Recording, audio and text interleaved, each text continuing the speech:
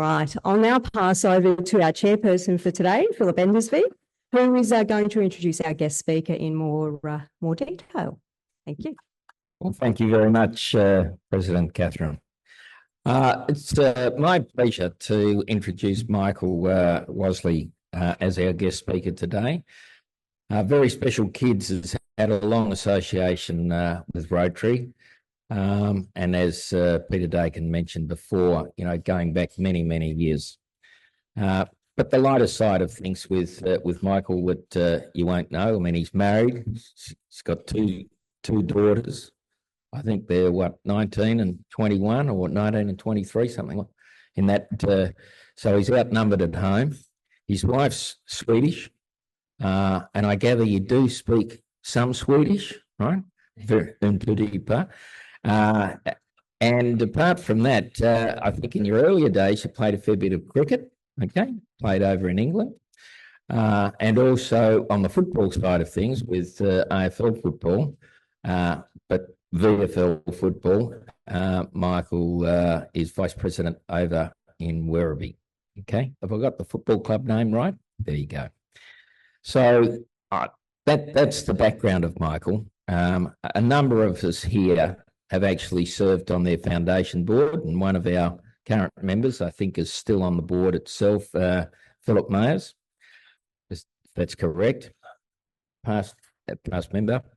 But there's been such a history and such a transformation since Michael has become involved at Very Special Kids. So I'd like you to welcome Michael and his topic for the day. Where have I got that written? Decades of Impact, the transformative journey with Very Special Kids. Welcome, Michael. Well, thank you for that introduction, Phil, and thank you to everyone for this opportunity today. It has already been mentioned that the connection of Very Special Kids to the Rotary Club of Melbourne goes back a long way. Roger Nicholson engaged with Sister Margaret Noon very much at the start of Very Special Kids, around 35 years ago that was actually. And there's many familiar faces in front of me, all that I've already spoken to today. And I'll highlight a little bit later some of the other important connections that Very Special Kids has had with the Rotary Club of Melbourne during my speech. Today, I want to cover off, as Phil mentioned, a little bit about the history, briefly, of Very Special Kids, why it was created, what our purpose is, and what our position is still within the Victorian community. I'll talk about our children's hospices, and yes, there's two. Oh, there's been two. There's only still one left. Our services to families, and I'll also share with you a little bit about what the board and I are working on, which is our future vision. For those who don't know, Very Special Kids supports families that have a child with a life-limiting condition. We do that by helping them with clinical respite support, counselling during the child's life and into bereavement, end of life and post-death care in the hospice. We do a lot of work with siblings. We help families find accessible holiday accommodation, which is very hard usually for them to find. And pretty much anything that a family asks us to do within our purpose, we'll try and stretch to do that. We definitely provide specialist care to the very sick child. However, it's the entire family unit that is the unique purpose of Very Special Kids. We were imagined in the early 1980s by two families who met with the treatment of their young boys with juvenile leukemia. And unfortunately, those two boys died around the age of 10. And they continued to support each other, and they were, in reflecting their journey, they were very positive, and this is 40 years ago, very positive about the medical side of care that their sons received. But they also reflected that there was nothing there to support them as a family. Everything that happened around their son's diagnosis and illness and death changed their lives. It created fear, worry, a sense of inevitable despair, which was like a tidal wave. But there are other things that were impacting as well. It's very hard for them to sustain work and income. So usually one parent had to give up work. As parents, they never got a full night's sleep. They're up every night caring for their child. They weren't able to afford a lot of attention to their other children. And so their other children got passed off to friends and family when at a time those children also needed mum and dad the most. They didn't have any capacity to get a lot of chores done around the house. And their social relationships they had before the diagnosis of their child changed. So some of their networks would smother them with good intentions. Others would find everything just far too daunting and they'd start to eke away. So the two sets of parents who created Very Special Kids, wanted to make sure that the experience for future families was much more supportive than what they received. First thing they did is they engaged and employed Sister Margaret Noon. Oh, I'll come back to Sister Margaret Noon in a sec. Sorry, my bad. And her job was to start to employ and engage a team of volunteers that would help families in their home and help make time stretch a little bit further for them. In recruiting these volunteers, after a few years, she was able to grow a very important addition to our purpose, which is a counselling support, a psychosocial service that was identifying the counselling needs of families going through the diagnosis and early stages, supporting their child, providing special spiritual care during a child's end of life phase, ongoing support from a bereavement point of view to all elements of the family, and also that this was psychosocial support service was something that wasn't really adequately being provided anywhere else in Victoria. In 1996, Sister Margaret built Australia's first designated children's hospice, and I'll talk a little bit further about that in a minute. But over the next 2 decades, she worked also on things like sibling programs, which included camps and retreats for families, siblings, and bereaved parents. And I just have some images of some of the programs that have been run in the last 6 months, which do include programs down at Lord Somers. And we do have great partnership with the team at Lord Somers Powerhouse. So you got siblings, special children, parents that we all accommodate in those.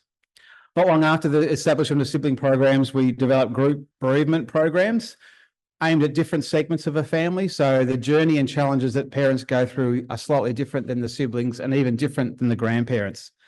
We started creating a lot of art therapy, creative memory pieces during the child's life and then thereafter as a way to express their grief and bereavement.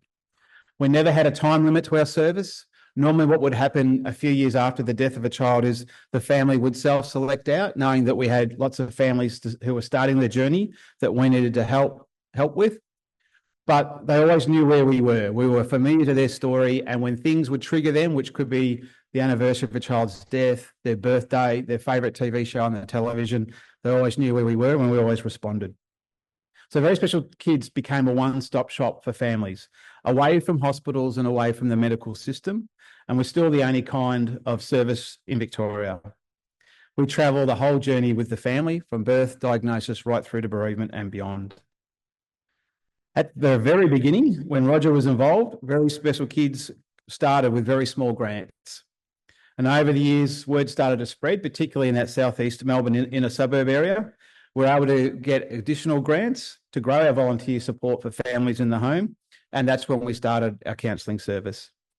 We engaged with more individual donors, corporates engaged. They really valued our work, and in particular, the niche nature of Very Special Kids, that it wasn't trying to replicate what hospitals were providing. It was providing something very, very different. Important people such as Paula Fox, Connie Kimberley, David Jones, Roger Nicholson and Jane Fenton, to name a few, really guided Sister Margaret. They rolled up their sleeves. They connected Very Special Kids to their personal and business networks.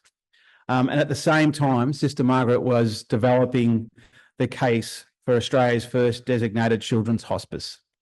Sister Margaret Noon in 1989 was granted a Churchill Fellowship 5 years after the Very Special Kids started. She went to the UK to see the 6 or 7 then built children's designated hospices that the UK had started from the early 80s.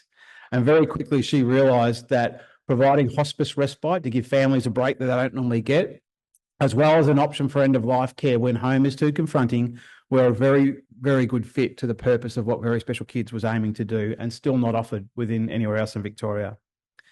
Sister Margaret has told me a number of times, and some of you here as well probably, that there were some naysayers in trying to champion to build Australia's first children's hospice.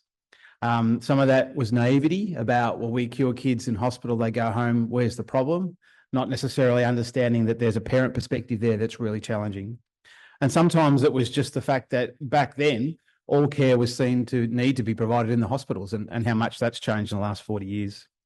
Government was also concerned that Very Special Kids didn't really have a stable source of fundraising. It was quite sporadic. And so the government was worried that if Very Special Kids built a hospice, how would it prove that it's a going concern? That's when David Jones and Tattersall stepped in. So around that time in 1995, David Jones, and Tattersalls committed $1 million of fundraising a year for 5 years to go to very special kids services. And that satisfied the government's concern at the time that very special kids wouldn't be a going concern. And the hospice rebuild was approved. And I have an image of our very first children's hospice, the first one ever in Australia, and something that unfortunately we had to demolish in rebuilding the hospice, which I'll also get to very soon.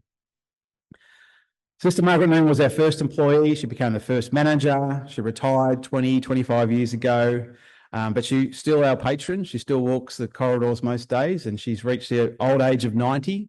And she's still the inspiration behind the work we do. The hospice, the old hospice was built in 95 and opened in 96. In common, and that's something we have in common, I think, with the Rotary Club of Melbourne, is that we built Australia's first designated children's hospice, and you are the first Rotary Club in Australia. It was designed from Sister Margaret's memory. So this is back, she was in England walking through children's hospices in 1989. So she brought some documents back. She had to use her memory, but there was no email and no internet to engage with local architects to get the best advice about how to design a hospice.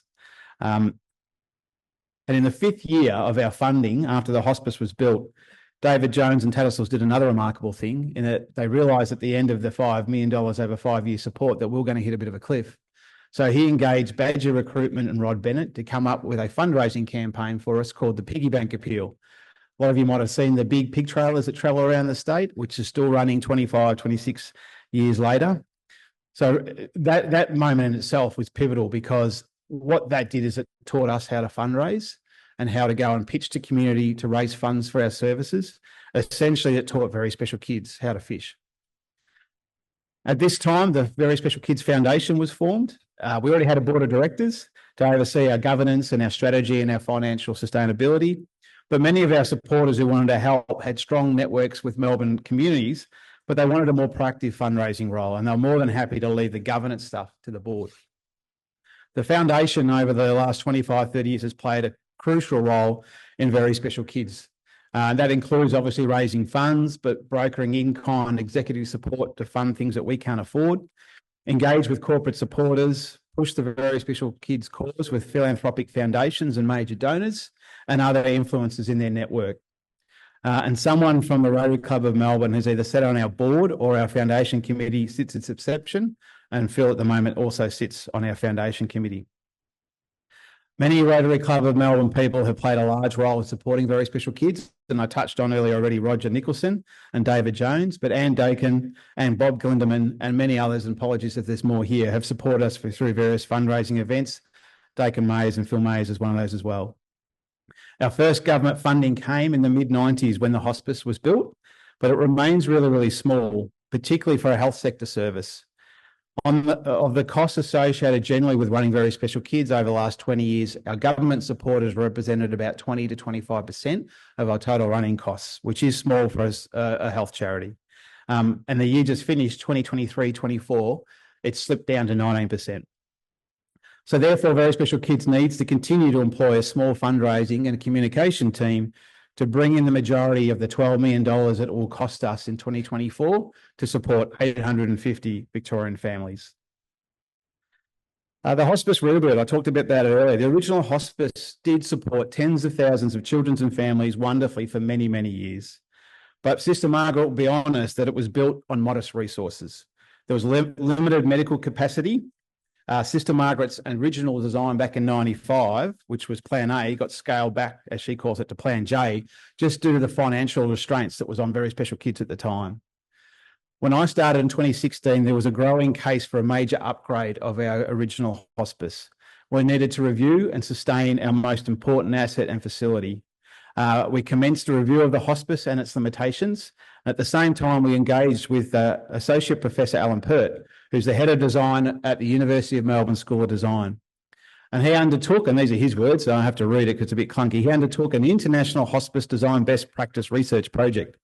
And at the same time, we started to leverage to think how would we fund an upgrade to modernise our building to match the advancements in care, but also the increasing complexity of the kids staying in our hospice. We identified 27 major improvement requirements and best practice items for the upgrade, and they all sort of generally fit within 5 main subcategories. Improved clinical and medical care because more and more kids were presenting with more complex care needs. We wanted to improve the privacy of our end-of-life experience. In our old hospice, we had children in one bedroom staying for respite with a child dying in the bedroom next to them with the grieving family around them, and our staff were wonderful at separating the two, but it wasn't ideal. There wasn't the privacy we'd like to give that grieving family. We want to respect older kids. Fortunately, some of our kids are living more into their teenage years, and if anyone's been to the original hospice, you'll remember it was very much a preschool-looking environment, and so quite patronising to a 16-year-old who may only be there to give his mum and dad a break. We wanted to increase the therapeutic aspects of the care we provided, so we wanted to look at physiotherapy, hydrotherapy, art and music therapy and OT, and we wanted to reduce the manual handling that our nurses were having to undertake. Some of our teenage boys got to 80, 90, 100 kilos, and unfortunately we weren't equipped with hoisting, so we were lifting these children, which was very problematic. And all of that increase in clinical capability that we needed had to be discreet, and this was a challenge for the architects. We wanted it to look and present like a big house or a big camp, not like a hospital. Too many of our kids spend so much of their short life in hospital, and at Very Special Kids, we want them to feel comfortable. We want them to feel spoiled. We want them to think that they're on their holiday, not their parents maybe are taking theirs. Our architects came up with multiple options, and I won't bore you with all of those, but we quickly identified that there's only one option that was going to tick our 27 desired outcomes, and that was a full rebuild of the hospice. So in 2018, the Very Special Kids reluctantly approved, the board approved plans to rebuild the hospice, aiming for world's best practice and best design, but mindful of what we could possibly afford. Very Special Kids couldn't afford to service a large debt. A few years forward from there, despite COVID, and what did delay the project 6 to 12 months, and thanks to the federal and state governments and a wonderful capital campaign committees consisting of Andy Penn, Paula Fox and Connie Kimberley, the project was fully funded.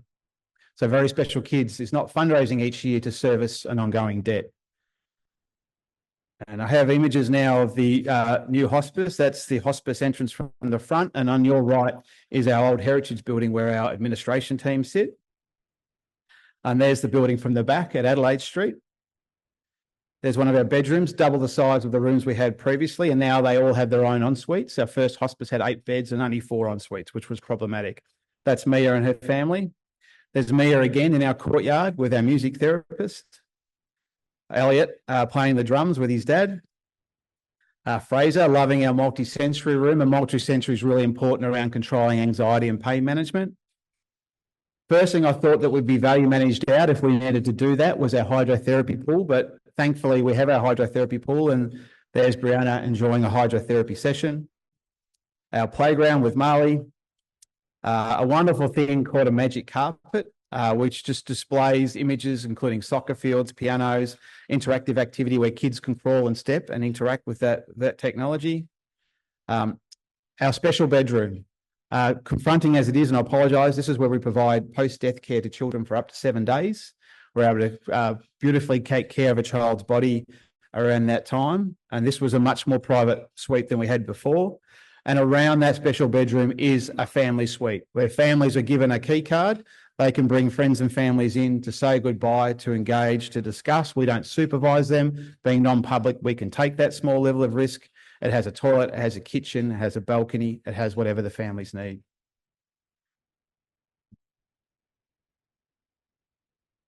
So that opened in August last year. Very Special Kids House is what we call it because the kids don't want it to be called a hospice, and we want to respect that. And as I stand here right now, until someone designs and builds something else, that is the world's best designed children's hospice in the world. It will support multiple generations of families. So a renovation upgrade might have lasted us 10 years. This has 50 years plus capacity within it. And it's another true example, I think, of how community, government and our Very Special Kids families can come together to create something needed, something important and something unique.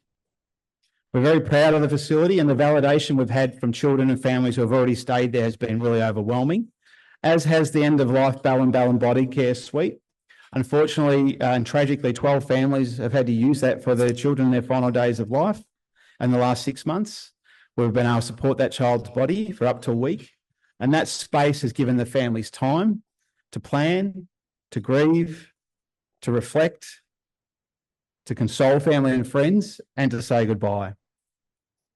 We're working, as I said at the start, on our new strategic plan, and we know from the voices of parents who talk to us that there's still unmet needs for families who have a child with a life-limiting condition.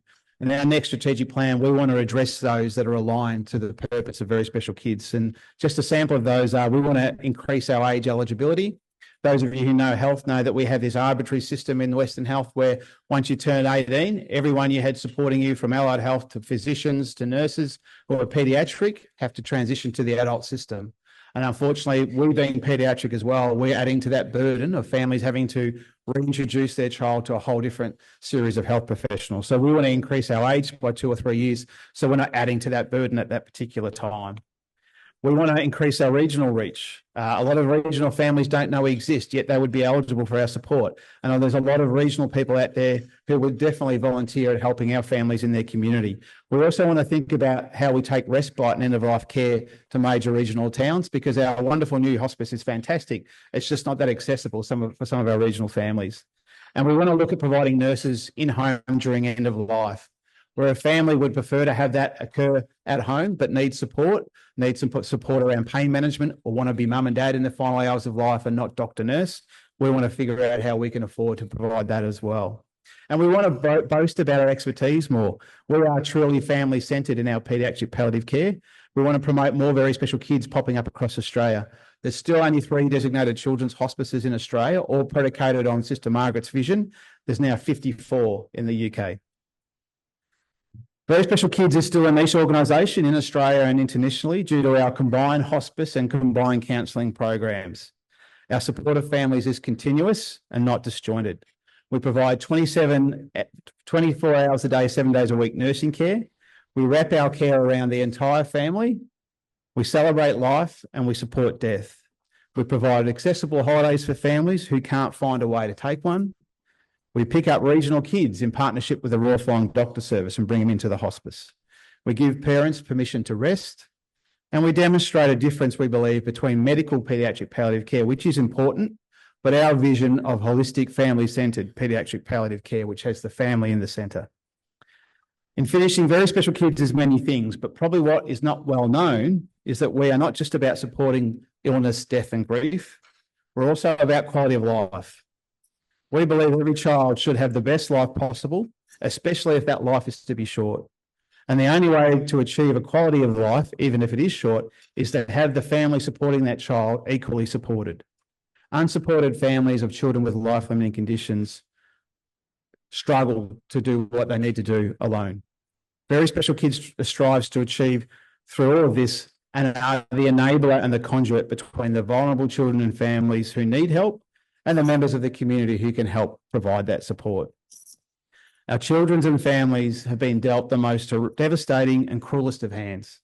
Our nurses, our counsellors, our board of directors and our 800 volunteers only perform the work we do because of the backing of the broader Melbourne and Victorian communities.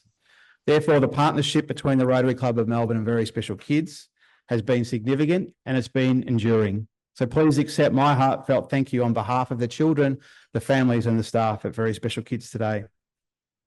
At VSK, we share the view that the world is an amazing place. It's just not a very fair place for so many of the families we support. We can't make it fair for them, but we can ensure that our families and their child are not alone in their journey. Thank you everyone today for the opportunity to present to you, to the Rotary Club of Melbourne, and the opportunity to share our journey, our present, and hopefully our future. Thank you. Thanks, Michael. How good's that? And how lucky are we really to have CEOs of Michael's calibre? I probably should have said in the introduction, he's got a science degree and he's got an MBA. And I must say when, because I've been there for a while, when Michael joined VSK, one of the most important things we had to do was that the property was owned by the government. And here we wanted to do a development. If you're going to do a development, you want to do it on your own property, not on something that can be taken away. And one of those things that Michael worked through there was to make sure that Very Special Kids got the property off the government. And then in the fundraising to do this hospice, it wasn't just about building the hospice, which was going to be 22 million odd. but was to sort of go for 25 so that we had funding to keep going forward. And just back on a club thing, but foundations and trusts that the club is very closely associated with, I should mention, is that the Baker Foundation, with a few of our members who sit on the Baker Foundation, have been very generous funders going to very special kids over many years. The John T. Reid Foundation, also in putting in with the build, was an important component. And just most recently, the Scalzo family has become involved. So that just puts a bit of perspective around it. And now how about we have some questions and you can ask those difficult ones to Michael. Thanks, Michael. And I think congratulations on a terrific service you're running. I've been involved in healthcare services since 1900 and one of the things that I've managed some rehab services my time. One of the things we were increasingly asked to do was to provide rehabilitation services to people in palliative care for increased function. I'd be interested if you'd want to address any of that in your current hospice and community services. Sorry, just cut out for a little bit the question. Just a provision of allied health rehab services to people in palliative care, because I think sometimes it's felt they don't need it when in fact it's very important for their individual function. Well, thank you for the question. I can vouch. I didn't come from health when I started Very Special Kids. I probably should have announced that, but I can tell you now that I've been proven and convinced that allied health is imperative for palliative care. We have an outreach counselling service that spreads throughout the state. So I have counsellors spread throughout Victoria, but our hospice service is very much located in Malvern at this stage, unfortunately. And one of the things I'd like to do is get those services out to the community, because we don't even provide nursing support in the home or in the community. But one of the reasons for the redesign, as I mentioned, was the impact of therapies during stay is so critical. Just around pain management, anxiety, fun, treasured memories, the amount of really quality artwork that our families have post-death of their child that was produced at Very Special Kids, and videos of musics and songs that they've come up with, and videos in the playground. They're all part of this ongoing bereavement, but hopefully healing process. So I'd agree with that. It's critical and undervalued at the moment in some areas in health. Michael McIntosh, I'm interested in your career leading up to Very Special Kids. What did you do beforehand? And a bit of a fraud, really. I don't know. Look, in the early 90s, I finished my biochemistry degree. You're well researched, Phil. I was more focused in my district career in cricket and thought maybe one day that could be for the States. So I went over to England like a lot of kids did and fell in love with living over there and stayed there for 3 years and came back thinking, right, I've got to get a real job and get a career in biochemistry. Just didn't find one. So I started working part-time with a local disability organisation in Geelong called Coringal, which is now called GenU. And my job was to help people with acquired brain injuries who'd been given an opportunity to work in open employment, to train them, to be the conduit between the employer and the client, and then eventually do as little as possible so that job was sustainable. And I eventually just grew my way up through that organisation. I ended up running it for 8 years. And then we were very successful nationally. I was on the plane every week, but I had then 11 and 14-year-old daughter, and I thought they won't care in 5 years where I am, but they care where I am now. So I looked for something local that wouldn't have me flying on a plane. Had no background in health, none in fundraising, and none with working with kids. All my background was working age. For some reason they gave me the job. So it was a bit of a Hail Mary, but it's been the most life-affirming experience I've ever had. Michael, just in terms of the range of conditions that the kids come in with, I mean, is there a theme there of types of cancers or? Everything. The only criteria we have is that every child is being diagnosed as unlikely to reach adulthood. Now, it doesn't mean that they won't, and it's happening a little bit more now than it did 20 years ago. It was almost impossible back then. But that's the only condition. So we have kids with cancer, kids with neurological conditions, kids that are peg fed, kids with tracheies, kids that need ventilation. I never thought that we could have ventilated kids with tracheies in the hydro pool, but such was my naivety. We can do that.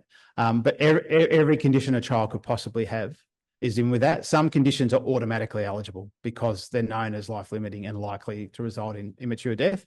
Others, like cystic fibrosis and some other things, and some levels of cerebral palsy can be a judgment call. So we have a CMO and the local treating physician make the determination. And we review eligibility every 2 or 3 or 4 years just to make sure that we're staying within our remit. Some kids do improve that no one expected. Great.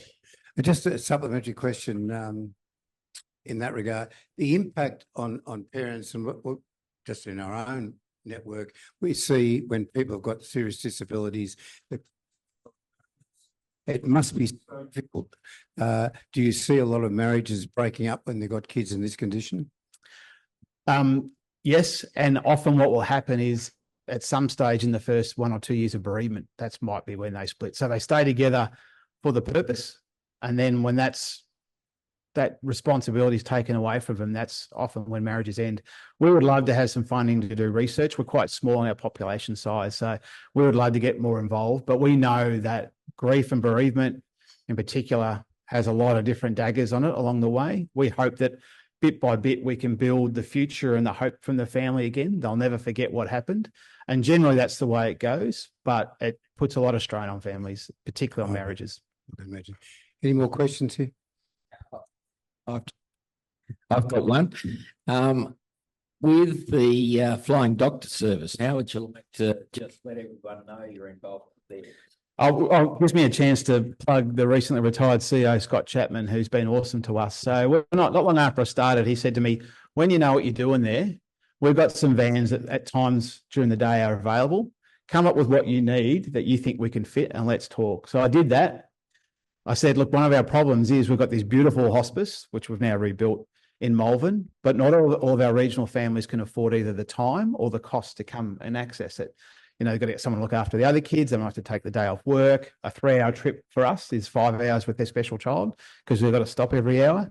So I said, look, we'd really like to actually take the admission process and one of our nurses and one of your qualified drivers out to Numurkah, down to Warrnambool, do the admission paperwork, which takes an hour there, bring them in for a respite stay, and then take them home again. So that's what Scott Chapman and I created, and it still runs now. It's called Road to Respite.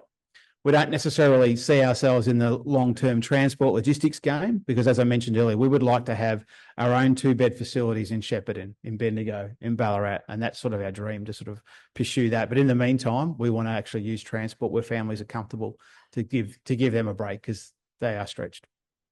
Any more questions? No. This is going to be a heckle question. You're safe. You're safe. What's the actual full capacity of VSK?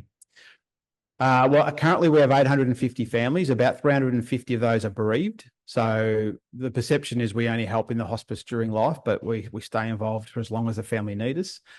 We don't have great data on what other eligible families would be in Victoria or Australia. We estimate, just based on an ABS ratio, that we think there would be as many families that don't know we exist that we're not helping who would be eligible as what we're servicing. So we think there's another 800 or 900 out there. One of the strategic plans will be to try and get some support to actually use advertising and brand awareness in regional Victoria so that we flush out those families, but also appeal to local communities to say, you can support this organisation, you can volunteer and help this family in the home. A lot of our volunteers love helping in the home because it's doing housework or gardening work or looking after the sick kid if they can, or taking the other siblings out to the movies for the afternoon, stuff that they're really comfortable doing. We just don't have a great awareness regionally. That's a big challenge for us. Very good, and thank you, Michael. How do we thank someone like this for coming along and giving us their time today? One of the things I didn't say was that Michael is also a clean skier. So as I was in the factory this morning, I thought, well, hang on, we won't just give him some bamboo socks. I better get out some good ones so when he's either up in the ski fields or walking around the track out there wherever he's watching the footballers, he'll have warm feet. So as a token of our appreciation from all our members, please accept this. Thank you. Thank you. So just a few things from me. First of all, we'd like to thank Michael for being here, obviously, but we also want to thank our visitors and guests for attending today. Thanks also to past President Peter Dakin for being our MC, and Ruth for saying our reflection for today. That was most appreciative. And also to those members who rolled up early and got everything ready for us today.